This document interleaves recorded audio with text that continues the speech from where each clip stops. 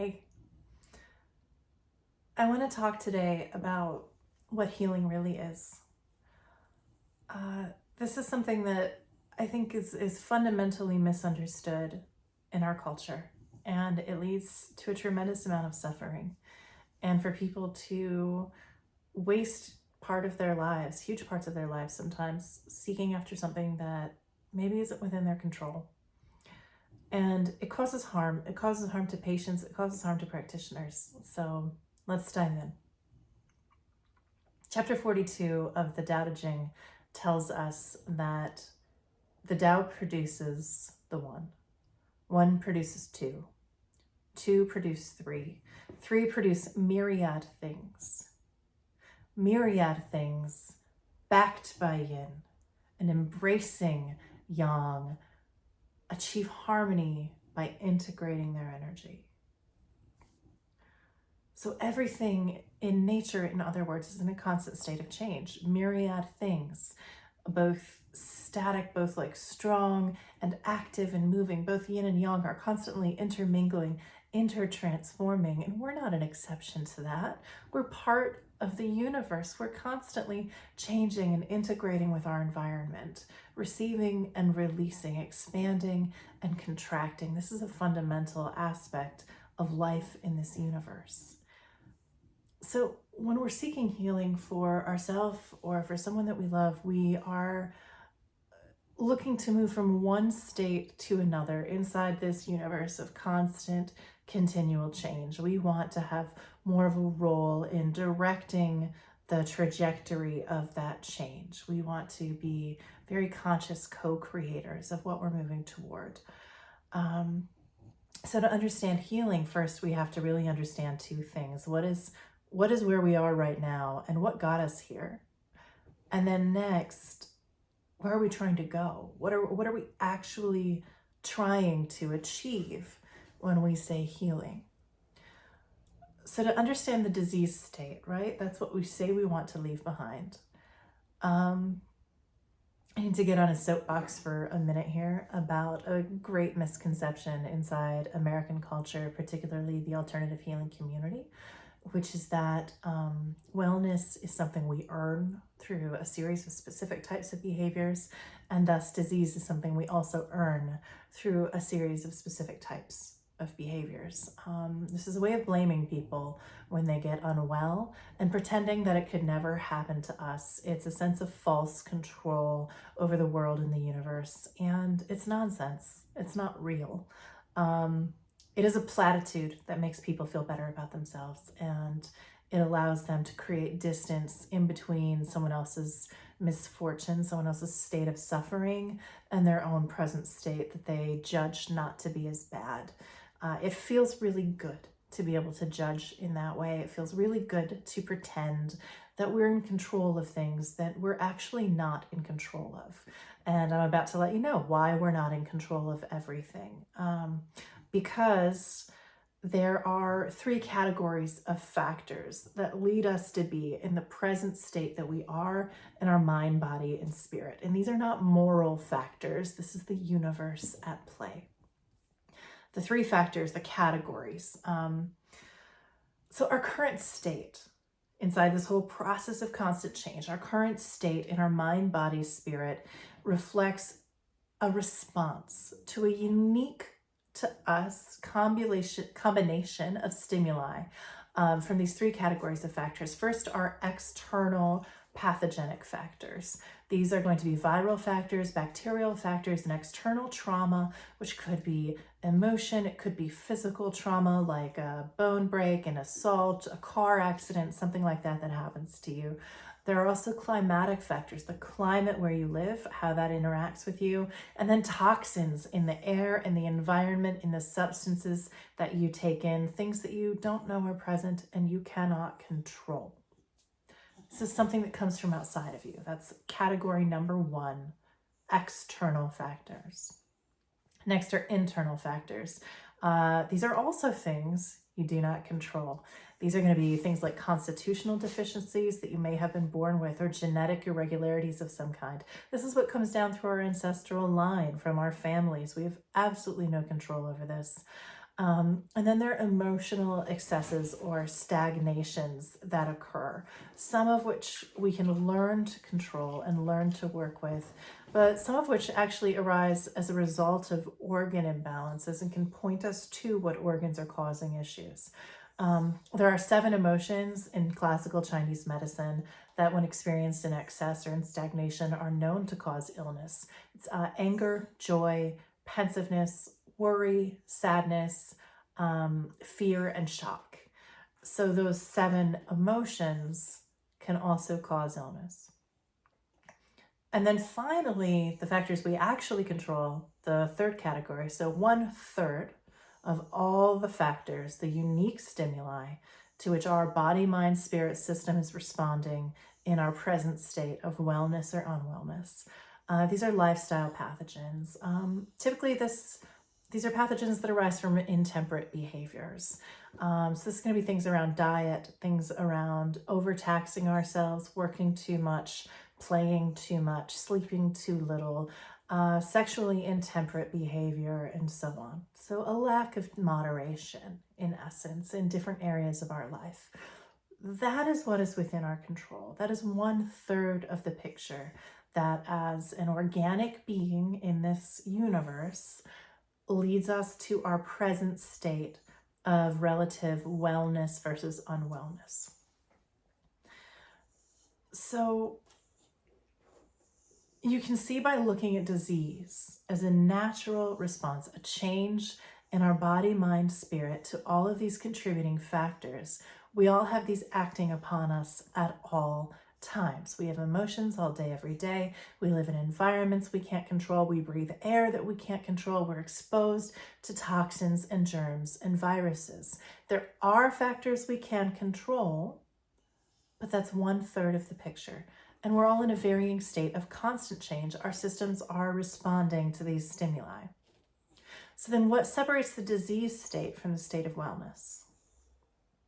In my estimation, disease is what we call it when we have a sufficient degree of suffering with regards to our present state within this continual process of change.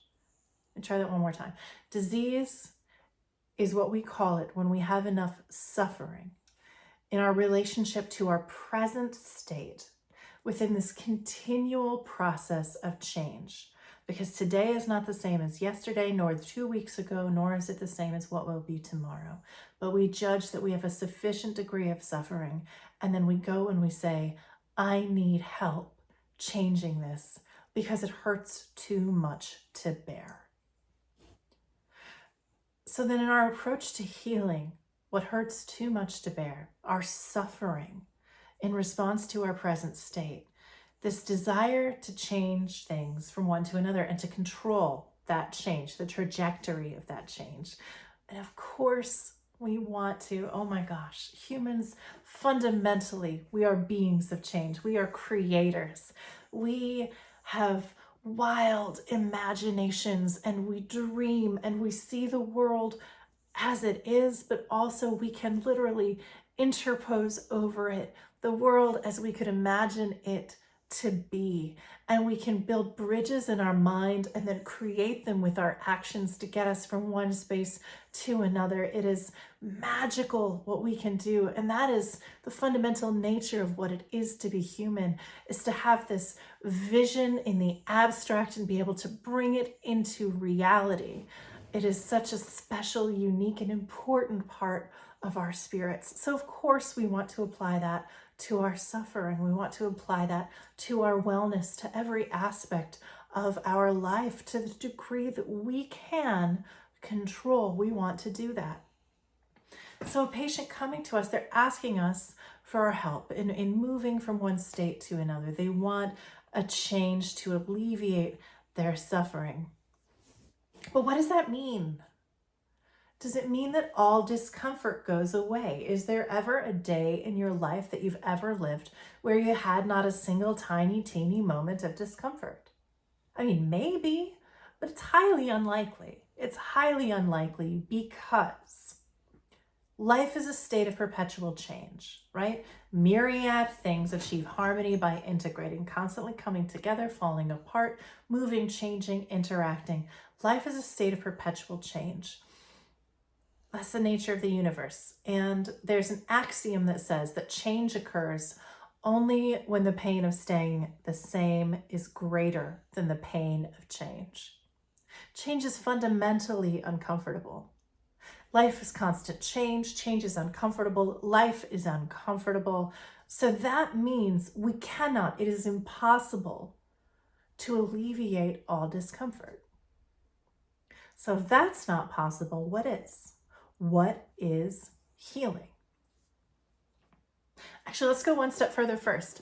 Not just that discomfort exists and cannot actually be truly alleviated in all ways, but let's get really real here. There are some disease states, some responses to the stimuli, these three factors of stimuli: external pathogens, internal pathogens, and lifestyle factors. Some of these states will not resolve in the way that we want them to based on our external intervention. Some disease processes have gone so far rolling down the hill that we are not going to arrest them in their tracks. This is just a reality. This is a simple fact. And does that then mean that healing is completely out of reach for people who have been given something like a terminal diagnosis? Does that mean that healing is out of reach for people who are in hospice in the last weeks of their life? You know, some people might say yes. I don't agree, not in the slightest. I have seen myself, and it has been noted and talked about and written about. For example, if we take the case of hospice patients, these patients frequently, and not always, not everyone, but often enough, achieve a level of peace with themselves and with the world that they never ever had in life. And what is it that's changed? Because their body is being ravaged by a disease process we could not control. But they are whole. They are in a state of peace where they are no longer suffering about what is. They are now in a state of flow with life, in a state of acceptance, of working with life, rather than struggling and fighting against what is. They're dying, but they're not suffering. So I would argue, it is my contention that those people, despite having disease, have healed before they pass. And there are many people who die, however, in a state of supposed peak health, who are in fact supremely unwell because their spirit is not aligned with their life. They are suffering. People in peak health are miserable. Ram Dass was an American spiritual teacher, and he passed away like a few years ago. And he had a story that I love. I'm going to butcher it, but I'm going to try. And it was a story about you go into the woods and you look at trees. You see like all these different kinds of trees, and some of them are bent and twisted and shaped all weird and funky and just like whatever. And you look at the tree and you allow it. You just let it be a tree. You don't say, well, this tree's all messed up because of this and that tree's. No, you actually look at it and you say, oh, I can see this one had to grow around this giant rock in the trickle of the stream. And there was no light because of the giant canopy overhead. So it had to like seek the light out. And that's why this one's a skinny little guy and, you know, whatever, all this kind of stuff. You just don't get all emotional about it. You allow it. You appreciate the tree and the forest and the entirety of that ecosystem. But when we get around people, we lose all of that, right? When we get around people, immediately we start judging it. We start saying, you're to this and I'm to that. And just constantly deciding that we ought to be something other than who and what and how and where we are in this present moment as one of myriad things in the universe. So that judgment mind is fundamentally what I would consider part of the disease process. The judgment of the disease, the judgment of pain, of discomfort, the judgment is the cause of our suffering. I am judging that I should not be having right now the life experience that I am having. And since I'm judging it, I'm deciding that I should be having a different sort of experience altogether. And now I am longing for that experience instead. And I am upset and angry and miserable over this experience I am having. And I am suffering because of that judgment. The judgment mind tells us that we're supposed to look different, feel different, think different, just be different in every possible way. And our entire culture, from the time we are tiny babies until the day we die, is feeding us this judgment, is telling us everything should be different in our life. So of course we think it. But of course, back to chapter 42 of the Dao De Jing, everything springs from the one. Whether you believe, whatever you believe, it doesn't matter if it's Big Bang Theory, evolution, animism, Taoism, creationism, atheism, it doesn't matter. Everything sprang from the one and divided from there, which means in your state of disease or your state of wellness, you are whole. You are part of the one, something that is constantly changing and interacting and growing and way outside the conscious control of any one individual or group of people, and anyone who tells you otherwise is trying to sell you something and save your money. So what is healing? Sometimes healing means that the symptoms go away. Sometimes it doesn't. You know, remember we said at the beginning, none of us gets out of life alive, okay? Plain fact. We all decline. We all die in the end. So healing is alignment between what we desire and what we experience, and the constantly changing state of being in our mind and body and spirit that is co-creating and interacting with every other thing and person and being and all of these factors that we discussed already.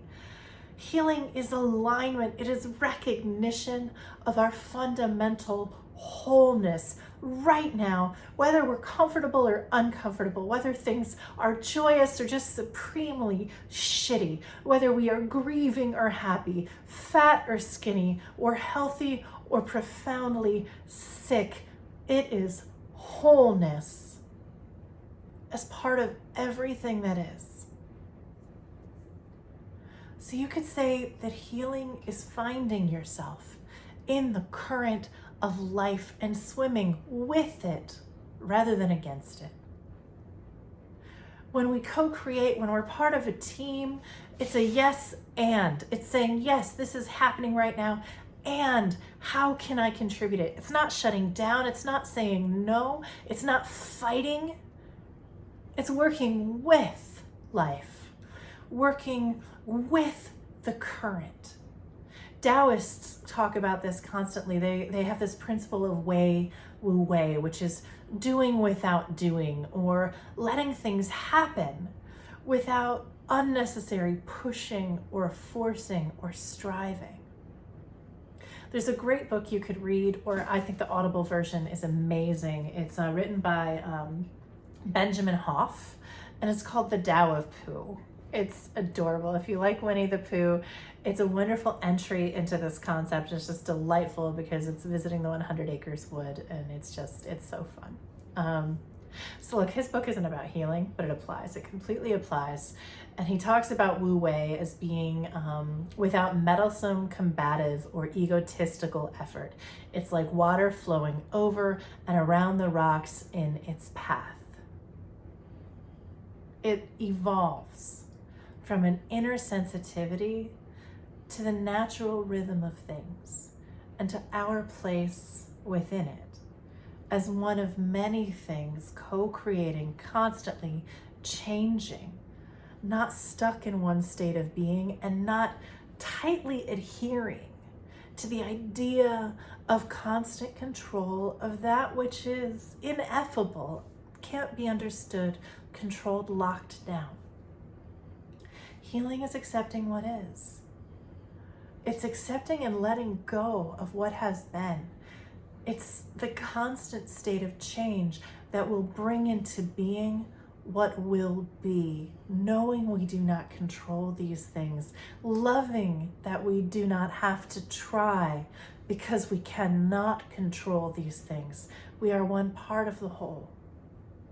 Healing is releasing our tight attachment to trying to force specific unachievable outcomes that our culture has told us to sell things. Our culture tells us that we can control things that we cannot. Healing is knowing like you know, that kind of knowing where you don't think about it, you don't argue about it, you just know it in every cell of your being.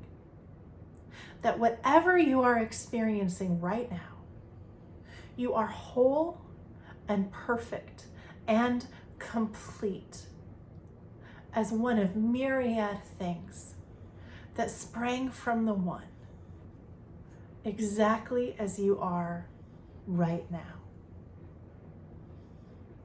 That is healing. Be well, my friends.